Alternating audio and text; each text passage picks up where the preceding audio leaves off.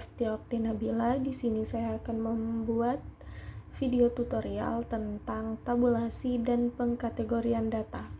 Di sini sudah ada data kuesioner yaitu dengan 5 pertanyaan dan 30 responden. Yang pertama yaitu menjumlahkan poin dari setiap pertanyaan untuk ke 30 responden, yaitu caranya sama dengan P1 ditambah P2 ditambah P3 ditambah P4 ditambah P5 dan enter. Nah, untuk hasil lainnya kita tinggal tarik ke bawah dan hasilnya akan muncul. Kemudian untuk jumlah yang diinginkan yaitu 15.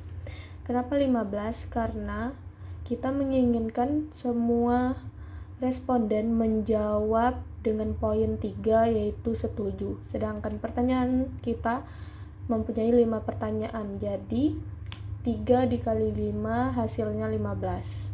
Dan untuk semua jumlah yang diinginkan yaitu 15. Kita tinggal tarik semuanya ke bawah. Nah, untuk persentase itu rumusnya sama dengan jumlah dibagi jumlah yang diinginkan dikali 100. Kemudian enter. Dan tarik hasilnya dan tarik untuk mendapatkan hasil keseluruhannya. Untuk lebih mudah kita ubah pecahannya menjadi pecahan biasa supaya lebih mudah untuk menghitung tabulasi dan pengkategorian datanya. Nah, setelah ini sudah didapat hasil persentasenya, kemudian kita analisis, yaitu klik data, kemudian data analisis. Nah, pada data analisis kita klik deskriptif statistik, kemudian oke. Nah, di sini blok semua hasil persentase. Nah, yang summary statistik kita centang. Kemudian oke. Nah, nanti akan didapatkan hasilnya seperti ini. Nah, hasil ini digunakan untuk menentukan kategori data. Caranya yaitu untuk kategori ini kita copy dan kita pindahkan ke data yang ini. Nah, untuk yang tidak setuju yaitu rumusnya sama dengan mean dikurang dengan standar deviasi. Enter. Nah, untuk yang setuju yaitu sama dengan mean ditambah standar deviasi, kemudian enter. Dan untuk bagian kurang setuju yaitu angkanya di kisaran dari 1 dan kecil dari 3. Nah, untuk hasil ini, kita udah didapat tuh baik yang tidak setuju atau yang angka 1 yaitu 59, yang kurang setuju angka 2 antara 1 dan 3, dan yang ketiga yang bagian setuju yaitu ada 80. Nah, di sini kita isi 59 lebih dari 1 dan kecil dari 3. Kemudian yang ini 80. Kita cek lagi untuk menyesuaikan dengan hasil data analisisnya. Nah, dari nilai-nilai ini kita dapat melakukan pengkategorian data untuk bagian pengetahuan, yaitu di sini kita lihat persentasenya. Untuk persentase 67, dia akan berada di angka 2. Kenapa? Karena dia lebih dari 1 dan kurang dari 3, yaitu lebih dari 59 dan kurang dari 80.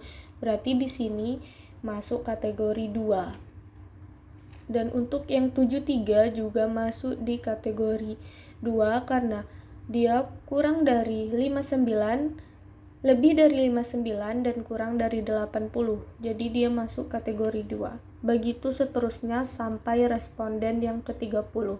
Kita akan mengikuti nilai dari kategori ini. Nah, yang 87 akan masuk di kategori 3 karena dia nilainya lebih dari 80. Untuk 732, 873, 873, 73 kategori 2, 60 kategori 2, 67 kategori 2, 73 kategori 2, dan yang terakhir 67 kategori 2. Nah, setelah semuanya kita kategorikan, maka untuk tabulasi dan pengkategorian data untuk data pengetahuan tentang diabetes sudah selesai kita lakukan, yaitu sudah didapat angkanya untuk data-data pengetahuan. Nah, kita lanjut untuk yang bagian data gaya hidup. Nah, di sini kita ganti namanya menjadi gaya hidup.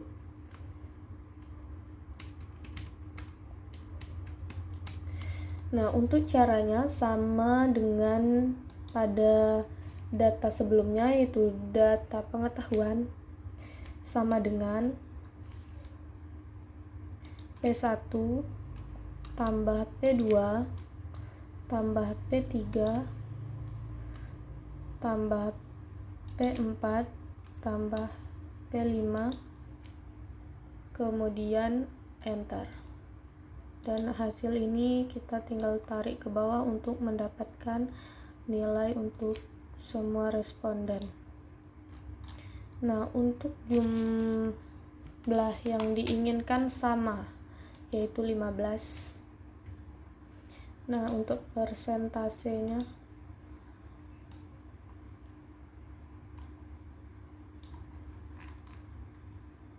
untuk bagian persentase, yaitu rumusnya sama dengan jumlah dibagi jumlah yang diinginkan dikali 100, kemudian enter, dan tarik ke bawah untuk mendapatkan hasil yang lain.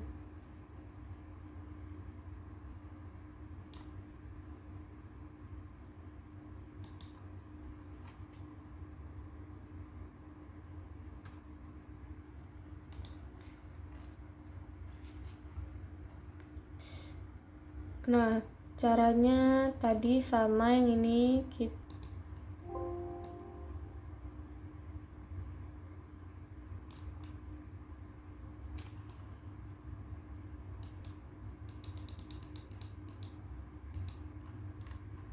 Nah, langkah selanjutnya yaitu kita ke bagian data, kemudian data analisis, deskriptif. Nah, kita blok bagian ininya, presentase, kemudian sumarinya dicentang, dan oke. Nah, untuk data analisis yang bagian gaya hidup kita dapat hasilnya segini. Mean atau rata-ratanya 69 dan standar deviasinya 11. Kemudian kita lakukan pengkategorian datanya.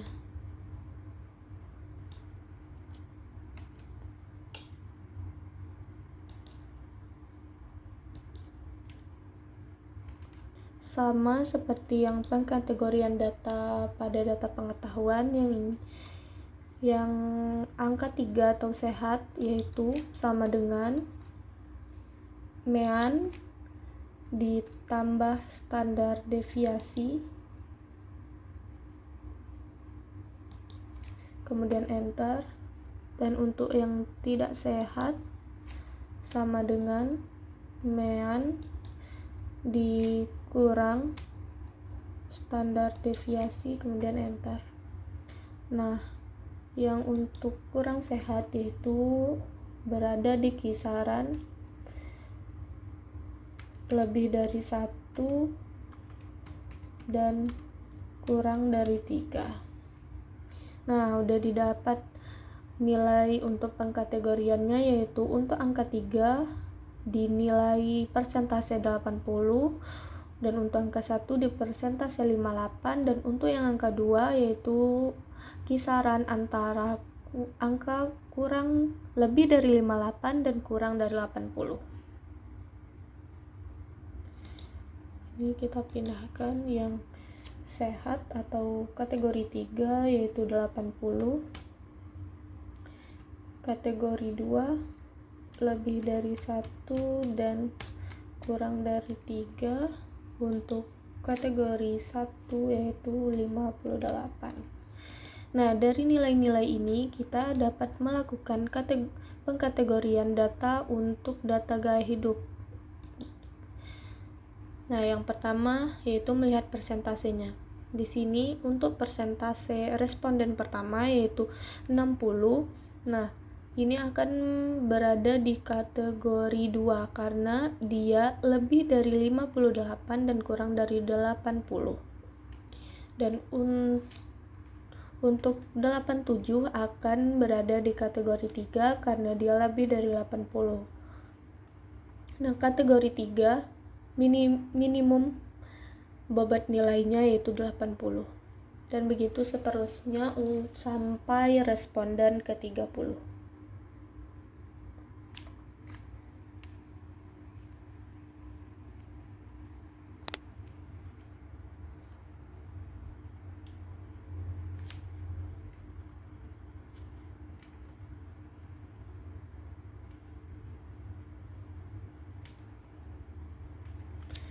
Nah, setelah semuanya kita kategorikan untuk gaya hidup, yaitu angka 2, kategori 2 untuk kurang sehat, kategori 3 untuk sehat, dan kategori 1 yang untuk tidak sehat.